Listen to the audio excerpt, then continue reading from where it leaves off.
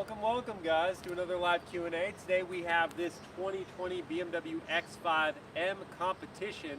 But before we get into this vehicle, a couple quick things.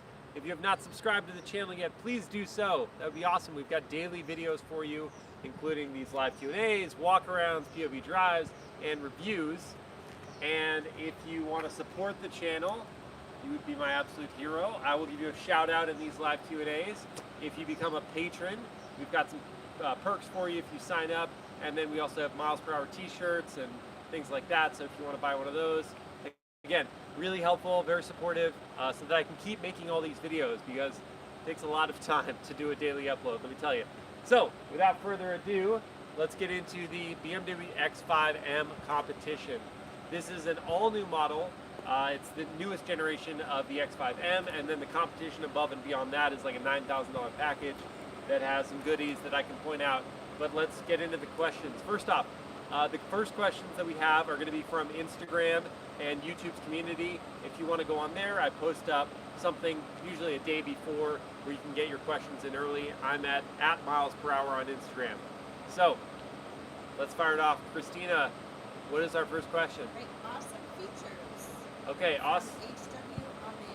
HW Ahmed. HW Ahmed. What is, he asked for awesome features.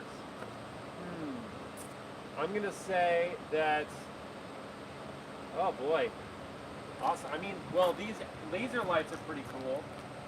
So they are 10 times brighter than standard LED headlights, and they can fire 2 times as far as LED headlights down the road. So giving you a bunch of light, and not just light, bright light.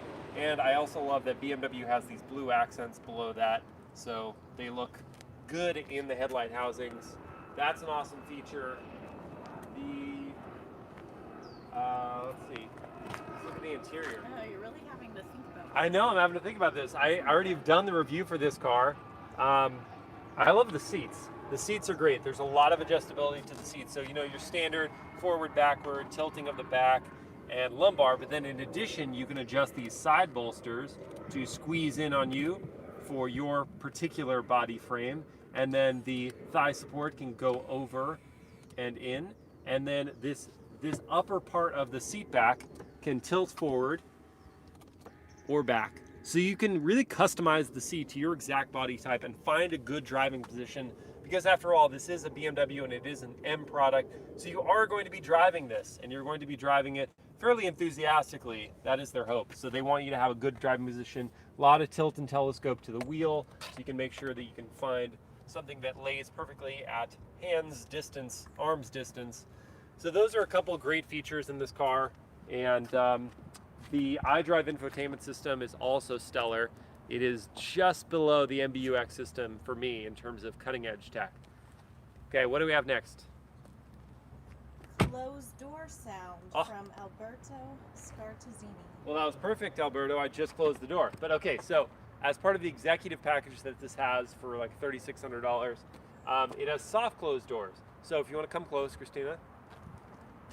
So first I'll show the soft close. So the soft close being that the door doesn't have to close all the way, and I gotta get closer than that, but it can go to there, and then the rest of the way it closes for you. So you don't have to slam your door. But if you did want to close it with more authority, that is the sound it makes. Solid. That's German built luxury right there. Okay, next question. 0 to 60 time from Ali ABD 91. Okay, 0 to 60 time is 3.7 seconds. So it's right in there with the Mercedes-AMG GLE 63. It is a 1/10 of a second slower than the Audi RSQ8, and about 0.5 of a second slower than the Lamborghini Urus, and should be right there with the Aston Martin DBX. So all of the ultra high performance SUVs, this is hanging right in there, thanks to the all-wheel drive system. Wide tires, we've got 315 section rear tires, 295 section fronts, and Michelin Pilot Sport 4S tires, so really good rubber on there. That helps it get traction off the line. Didn't you already do a video with the X5 M in blue from Utsman Mystery? Yes, good question. So I did a walk around and a POV drive with the X5 M50i. So a slot down from this X5M, and then even further slot down from the X5 M Competition. So this X5 M Competition with 617 horsepower is almost 100 horsepower more than that X5 M50i with 523 horsepower. They do use the same engine. It's a 4.4 liter twin turbo V8, but yeah, 523 versus 617 in this X5 M Comp. So this is a completely different animal, and not just the power, the things that they do to the suspension, to the steering, to the braking, to the active anti-roll bars. They turn the X5M into a much more driver's vehicle than the M50i, though the M50i is a wonderful SUV. Do a Tesla Model X POV from Esther Anosike. Okay, well, I am trying to get a Tesla right now, so hopefully I will either have the Model Y or the Model X very soon, and I will definitely do a POV drive. I'll do a walk around, and I will most likely do a review for that one, and hopefully a Q&A. All right, now I'm heading into YouTube questions? YouTube questions. Sweet. Well, let's do some more panning around the car. Okay, hi everyone. Thank you to Erlyn for joining. Thank you. Udi. Okay, people are liking the rims and the Ooh, color. yes, so let's talk about the rims. So they're 21-inch front, 22-inch rear. They do have a little bit of brake dust on there, apologies for that.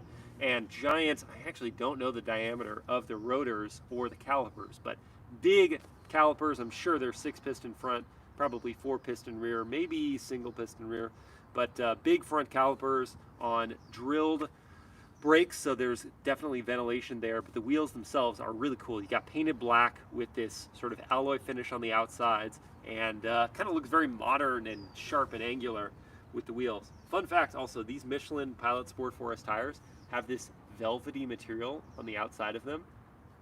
You basically actually want to brush your hand against the tire, which is something you never want to do, and then you'll get like marks like that on your hand. But yeah, like the wheels, like the tires. All right. Hi to Abdullah, Defire. Hello, thanks for joining. Lomi, Andrew Parker, GB. Awesome, thanks for joining. Yeah. Okay.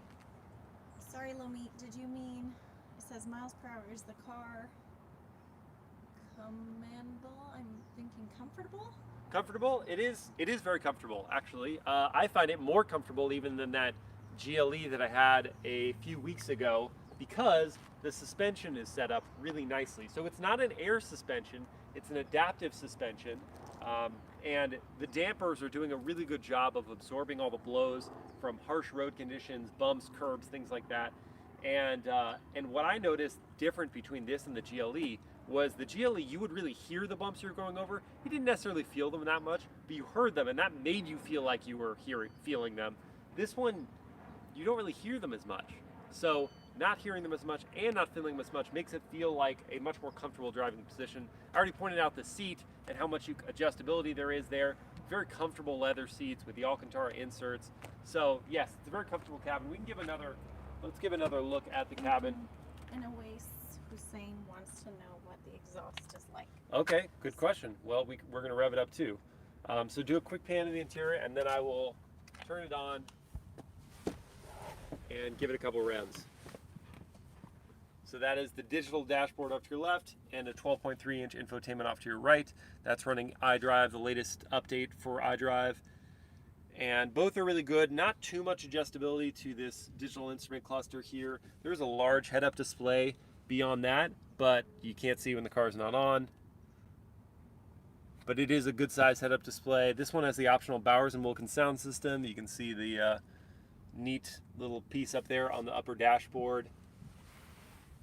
But yes, a really comfortable cabin, and I like the trim here. It's called Midland B.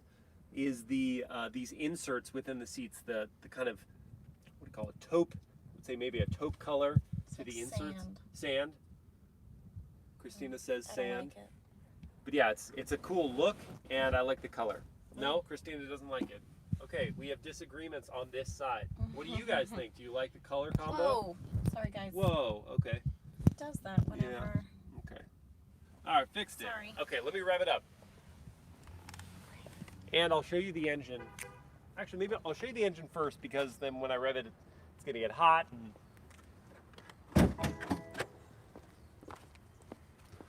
So like all BMW hoods, you pull the lever twice and then you don't have to go hunting for a switch to lift it from there. It just comes right up.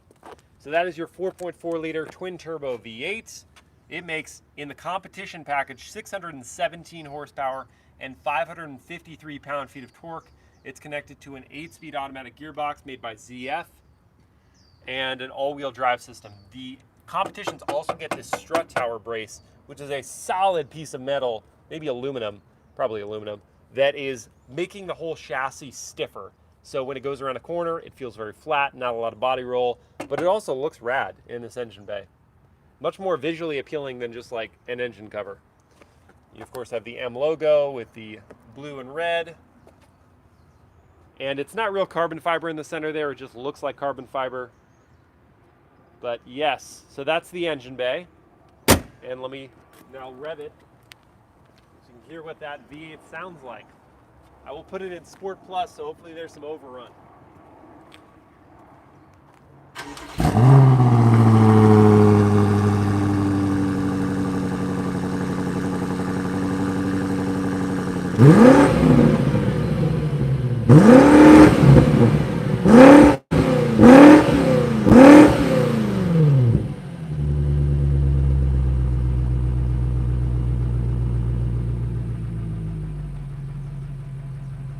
Not a whole lot of overrun, and the exhaust was, I don't know, Christina's hair is still in the same place that I left her, so it maybe isn't as dramatic as the GLE 63S. That one with all the pops and bangs and really loud exhaust notes. Like it. Oh, you like it? Okay, so it's a good sound, it just isn't so loud as the GLE, for example.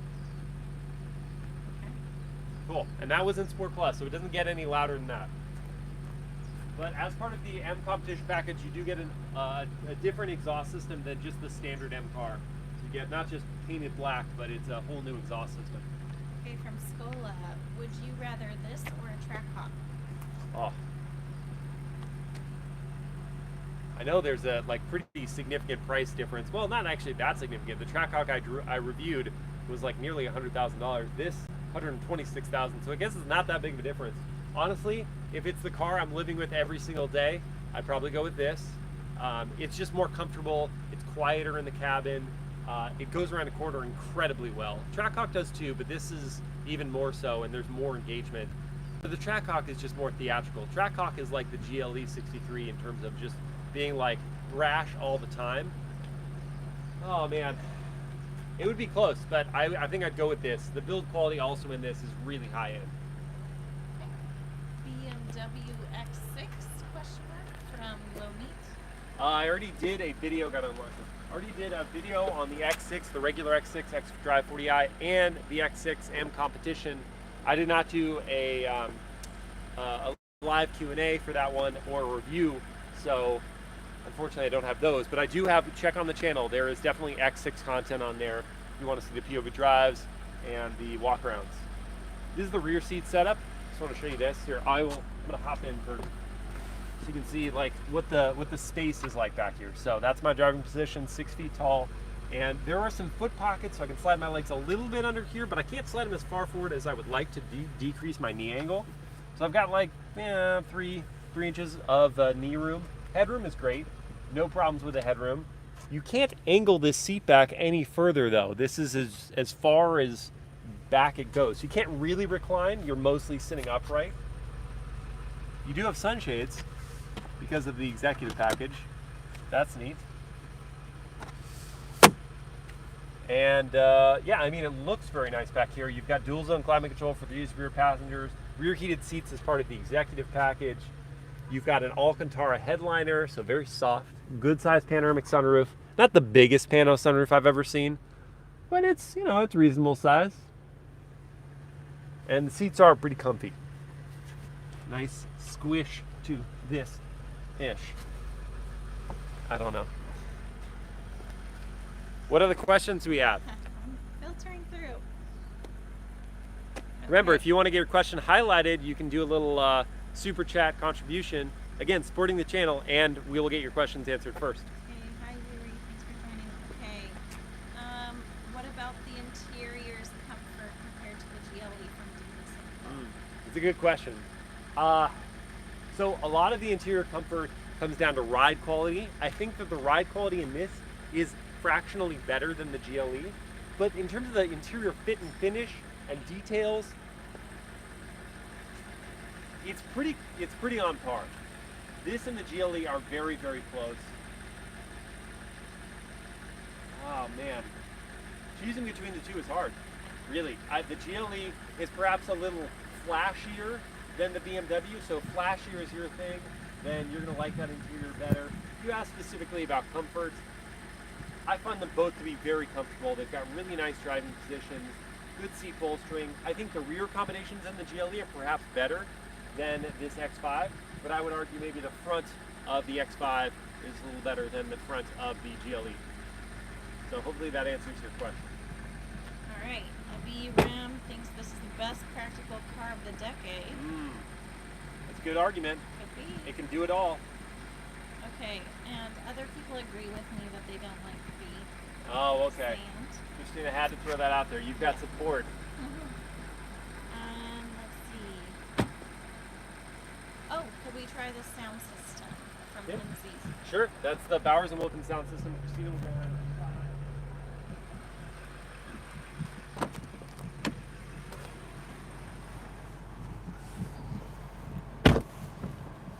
Alright, so we go into media radio. Turn down this AC because it's kind of loud. Let's go to Sirius XM. Classic vinyl, why not? And then the volume knob is here. You can also use gesture control. So I just do this with my finger and the volume raises. World noticed. On the car, long hair. Weird. Days of classic rock. Sirius XM's classic time. So yeah, it gets pretty loud. What do you want to listen to, Christina? We're trying something else. Our usual. Okay, we're gonna do All Nation.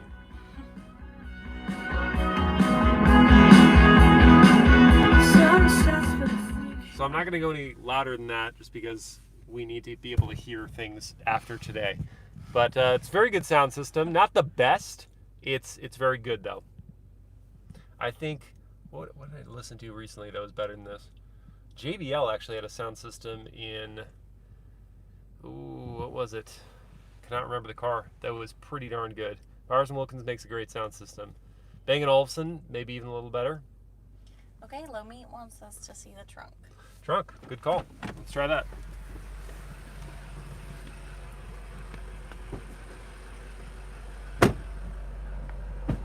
What I love about this trunk is that it has an actual tailgate, like my Land Cruiser, except my Land Cruiser isn't power operated.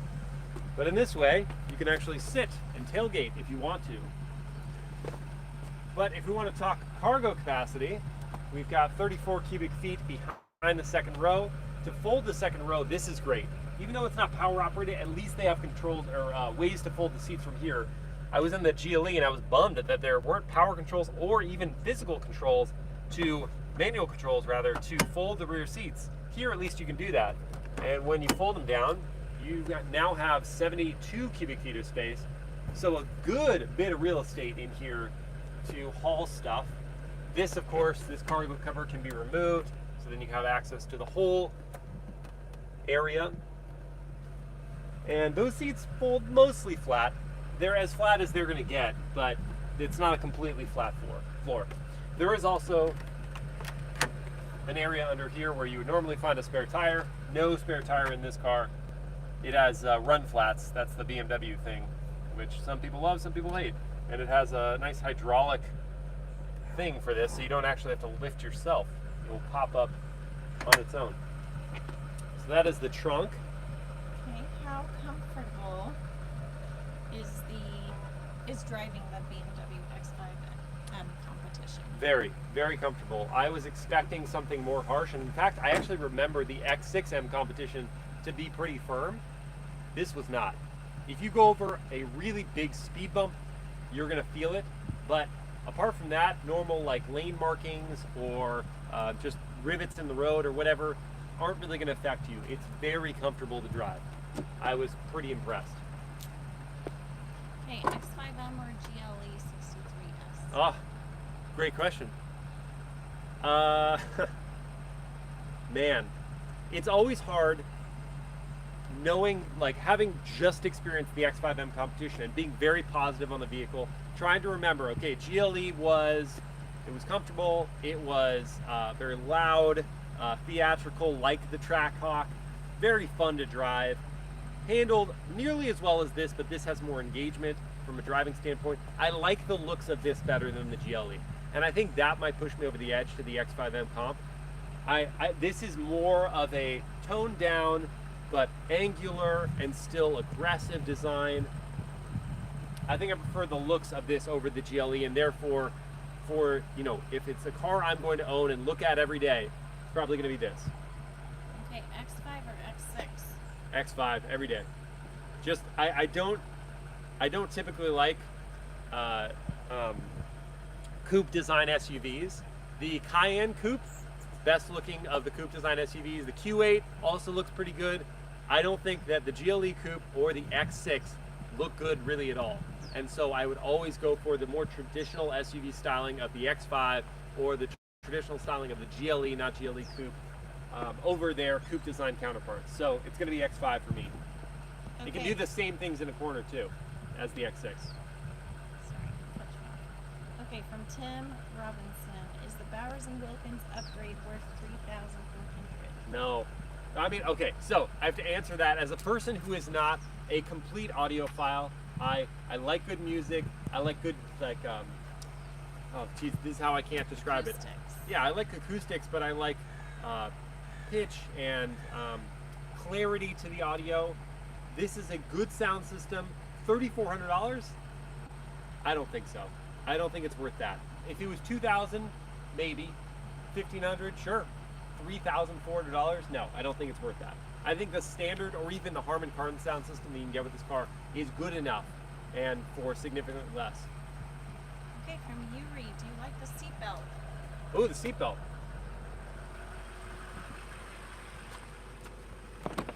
Yes, as part of the M Competition package, you get, well, I can show you over here. Christina got it. You get the seatbelts with the M coloring on the side of the belt. It's not quite as, I would prefer maybe a blue belt, but then you can't really have the colors there. So I see why they did black with the blue stripes. It's cool. It's subtle like the whole vehicle. Pretty much everything is like subtly M. You got the stitching, the blue stitching on the steering wheel. I love that. How they do all three colors here. They don't just do one color. They just stitch them in so nicely on the steering wheel. And you've got the red of the M buttons. There's not too much that's flashy in here. The carbon fiber is a little flashy, but looks high quality. I like that there's not much piano black. There's a tiny bit of piano black here. I'm ranting now, but seatbelts. You asked about seatbelts. I've really gotten far off track here. I like the seatbelts. Yes. Is it comfortable? Yes. Well, Sorry. the seatbelt. Yeah. Oh, the comfort. Oh, seatbelt is comfortable. Yes, that's a good question. Yes, very soft feeling to the fabric here. It's not hard, and even on the edges, it's not hard. They didn't do a sharp edge, so it's not going to cut into your neck.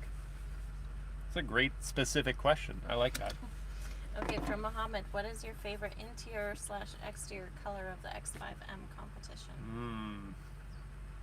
So I actually really liked that blue from the X5 M50i that I drove a while ago. I really liked that blue, but this white with the black is actually kind of nice because it's a pearly white. They call it mineral white metallic. It has a touch of pearl to it and a touch of metal flake. It's nice with the black accents. I like that exterior. Interior, Christina doesn't like it, but I like this. Maybe I would go with, because it's white now, it's tough. No, I would go with this, like this. I actually kind of really liked how this car is spec'd. Does this come in a different color? Like, can you? Yeah, you can get it different colors. Yeah, not the sand. Yeah, Christina really doesn't like it. Yeah, it's gross. Okay. Should we drive it? It's about time for that. Yeah, because someone asked, do you wear the seatbelt? Of course. I do. Always wear the Yes, seatbelt. yes. I recommend everyone wear their seatbelts, even if you're just going in a parking lot, because a lot of accidents happen there, and you would hate to do some real damage to yourself or your lovely wife. Okay, I'm going to put up these seats real quick, then we'll drive. Okay.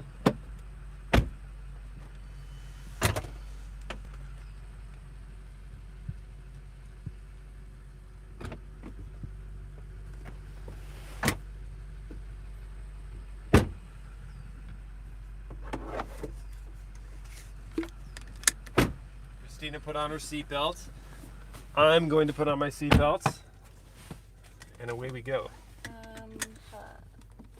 Hello is saying, waiting for the X7 Alpina. Ooh, that'll be a nice one. That should be a pretty interesting car. The Alpina, man, I can't remember. It's gonna make like 600 something horsepower. So it'll be a really nice rival to the Mercedes-AMG GLE 63S. It's gonna make 600, I think, like 30 horsepower or something. It's gonna make more horsepower than the GLS 63S. All right, I'll do windows up, and I'm just gonna turn on the AC. Christina's dying in here. I understand it. It's very warm. All right, so I'm in Sport Plus right now. That's the only setting I'm gonna do, and then I'll turn this down just enough so we can hear. And downshifting manually, and punch it.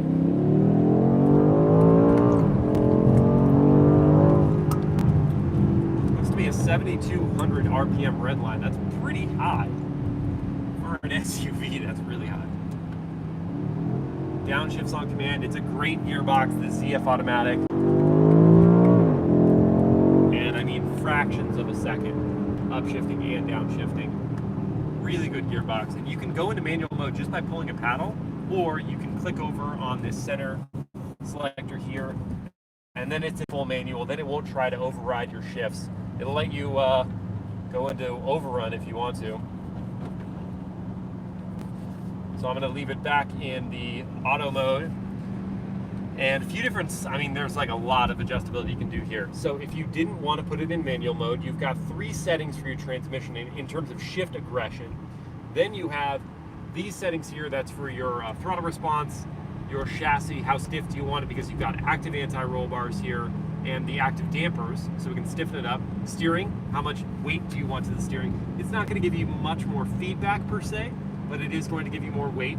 Braking, how responsive do you want those brakes? Do you want them like immediate bite, or do you want a little more give, so you're not jerking yourself forward all the time? And then the M xDrive system, the only way that you go into 4-wheel drive sport is by hitting the traction control button once, and that puts you in M dynamic mode, and then it's going to put you in a 4-wheel drive rear bias. Made it very easy. In a 4-wheel drive rear bias system. So it's still 4-wheel drive, but it's got a rear bias to it, so you should be able to do some throttle liftoff. Should be able to, you do. I've experienced it. There is also a launch mode in this vehicle. It's very simple. You hit that traction control button once, and then you put your foot hard on the brake, holding the brake, then building the revs, and then it'll launch you at around 3,000 RPM. We can do that at this next light. But that's kind of the whole shebang. And then you have your M buttons here. Of course, it's an M vehicle, and these are pre-programmed based on how you set them up individually, such that you just hit the button once, and all of your settings will come into play right at once. You don't have to go in and adjust things individually. You've already done that, and so they're just rapid response. No, perfect. Someone was just asking about those. Oh yeah, great. So that is your answer. It looks like we're gonna have a chance for a launch, so I'm just gonna hold revs and go. Jeez. Oh, it was in manual mode. That's my mistake. Sorry, I didn't realize it had put itself in manual mode, or I had put it in manual mode by accident. So it held the revs. But yeah, that's pretty quick. That's how you get to 60 in 3.7 seconds. And onto a top speed of 177 when you get the driver's package that this one has here. So yeah, but as you can see here, I mean, you can't really experience it, but you can hear the ride quality is very good. I'm going to go over a set of bumps here, and you can hear them a little bit, but they're not. Christina, can you feel that at all? Tiny bit. Barely. It's very comfortable. It's very, very comfortable, and the cabin noise is so low. I'll even put it in sports so that you don't have much exhaust noise.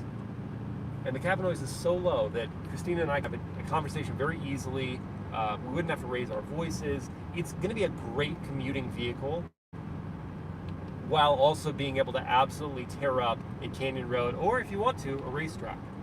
Because the M Competition also comes with a driving setting beyond the sport. So you hit this M mode button here, and it programs a lot of driver assistance and braking and your chassis and steering. All that it programs with one press of the button. But if you press it and hold it, it will take you to track mode.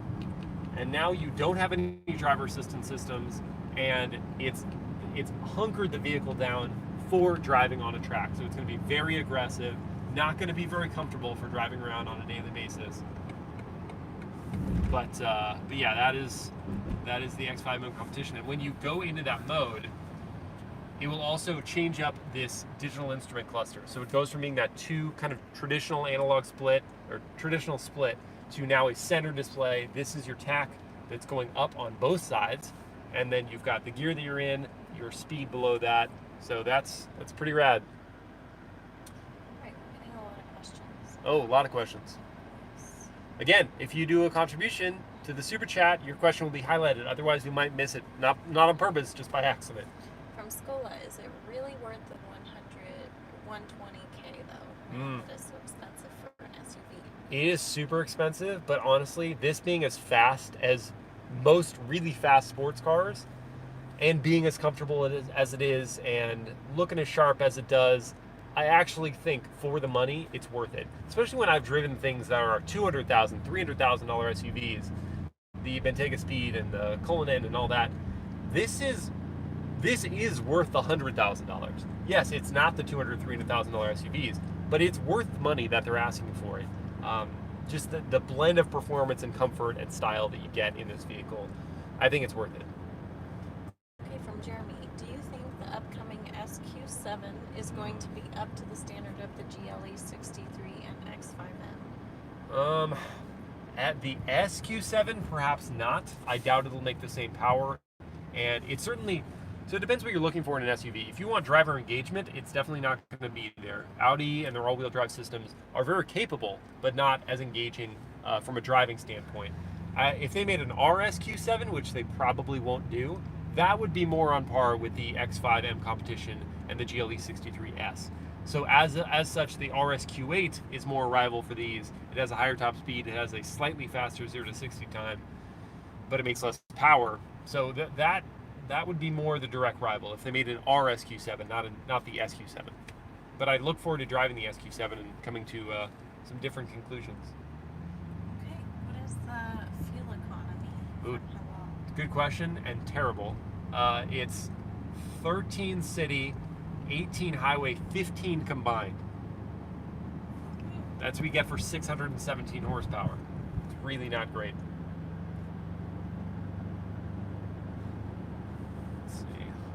More comfortable settings while Christina finds any other questions that we may have. Can you review the Aston Martin DBX? DBX, I would love to, as soon as they get those in the press fleet. So it's taking a little while for those to come in the press fleet, and I'm also trying to get the Aston Martin Vantage AMR, the one with the manual. So I'm working on those, but I can't promise you when, but I will get those cars eventually. Audi RSQ8 or BMW X5 M Competition? Yeah, it's a great question. I think I prefer. I might prefer the RSQ8's looks. I think it looks pretty good in certain colors. In other colors, it looks awful. Certain colors that kind of mute that weird grille design looks pretty good. I would go with the X5 M Competition just because it's more engaging as a driver's vehicle. The Audi products are very, very capable in corners, but they don't give you that feedback that you want through the steering wheel and the tires and the brakes and the suspension. So I'm going to say X5 M Competition. Okay. Is the steering wheel slippery from a comment?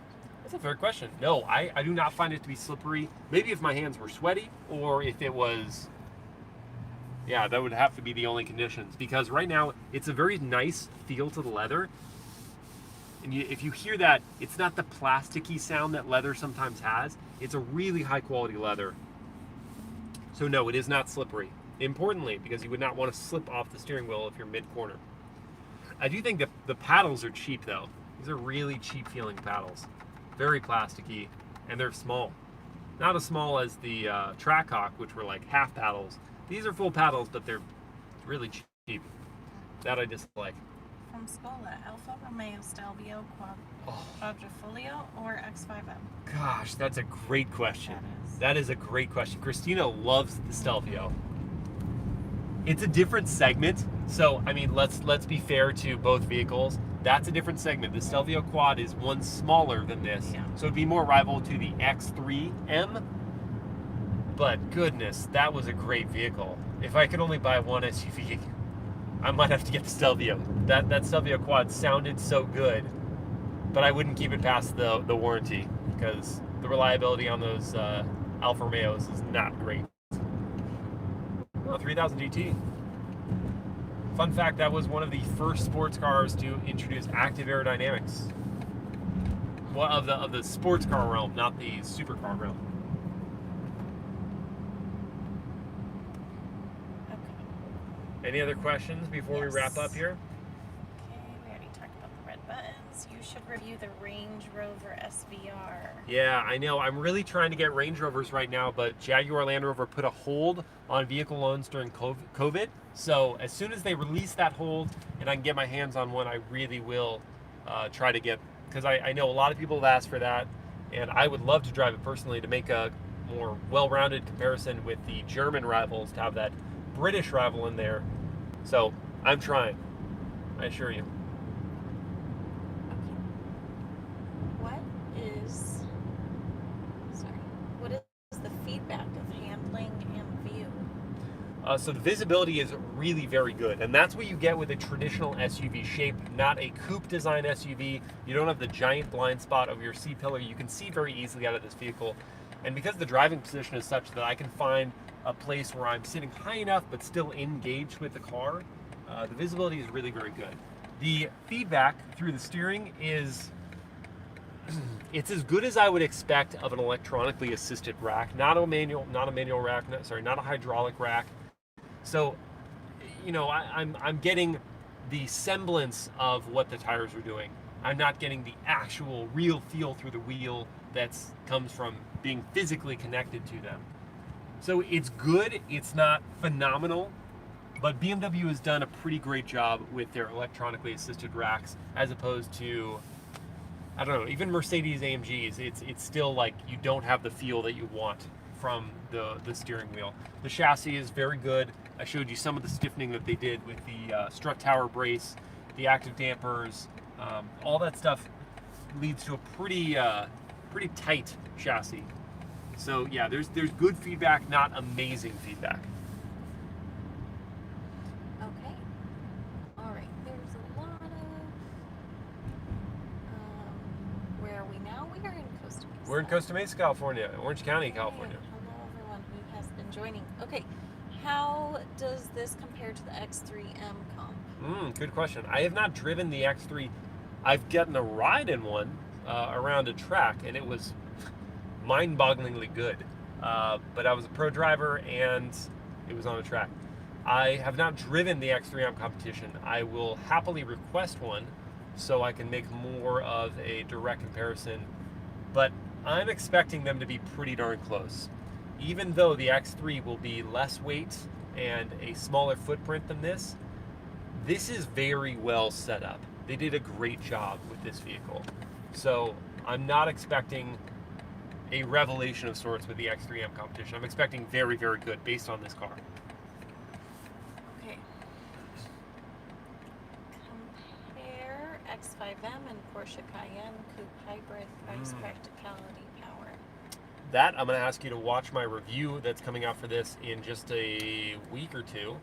So just be patient for that. I'll have a full talk about the Porsche Cayenne Turbo S and the Audi RSQ8 and the GLE 63S in that review. So look forward to that. That's coming out real soon here. And I haven't said it in a while, so please subscribe to the channel. That would be awesome. That'd be super cool. You'll get the notifications. Turn on the bell so you get the daily notifications when I do an upload. How different is the X5 M Competition from the X5M? I think you went over this. I went over it a little bit, but it's a $9,000 package, and it comes with the badges that you see, the black accents, these specific wheels, the braking hardware. I actually don't know if they upgrade. I think they do upgrade the braking hardware. I know they fiddle with the steering and the suspension one more time, and because I don't know if the M does have active anti-roll bars. So there are changes. The active exhaust, that's new for the X5 M Competition. So there are differences. Mostly it's the power, and it's what I would call a once over by BMW's M division. One more time through to just tighten things up on this platform to make it as good of a performance SUV as possible. And that to me is worth the extra $9,000. It's a lot of money, but what I think you get out of it as a driver's vehicle is not just the 17 horsepower. It's the once over by M. That's what you get. Okay, what's more comfortable, the GLE 63S or the X5M? Ooh, I already kind of answered this. Yeah. So Go back. rewatch the video if you have not, because I answered that in pretty good detail. Okay. If we're getting into repeated questions, I might want to wrap us up here. Yeah, let's wrap it up. Okay. Thank you for that comment. George says banger content. Nice. Quite Thanks, George. possibly some of the best car vids on YouTube. Oh man, thanks, George. And then last thing, B Ram says X5M is family car or dad boy car. I like that. Is it a family car or a dad boy car? Ugh. I think dad boy car. Yeah, you can have your family in here and they're going to be very comfortable. Maybe it's a family car, but then as soon as the family is out of the car, it's a dad boy car. Okay. I like dad boy car. All right. Use that. All right. Driving in a circle. Stop please. driving in a circle, Christina says. Okay. All right. All right, we'll wrap it up here. We'll wrap it up. We'll wrap it up. We'll lap it up. Hang on. Let's just end with some revs. Turn off the AC. Throaty. They do pipe in some of that noise, by the way, and they amplify it through the speakers. But what are you going to do? Still sounds meaty. All right, thanks for watching, guys, and I will see you next time.